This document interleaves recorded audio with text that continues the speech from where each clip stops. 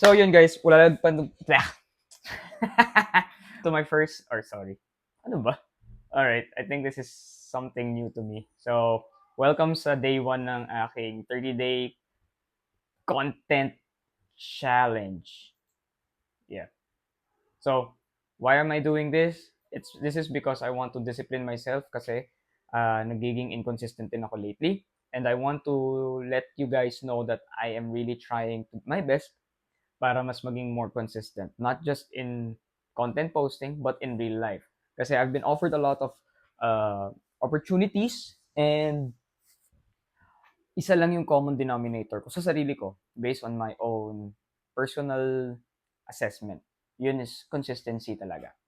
I've been consistent for 2 years sa isang corporation before with a big corporation, DevCore.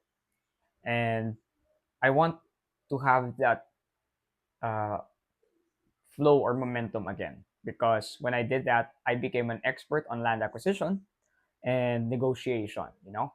So, this one naman, ang goal nitong challenge na to is to let you guys know na yung katulad ko na regular Joe is tapos takot sa camera.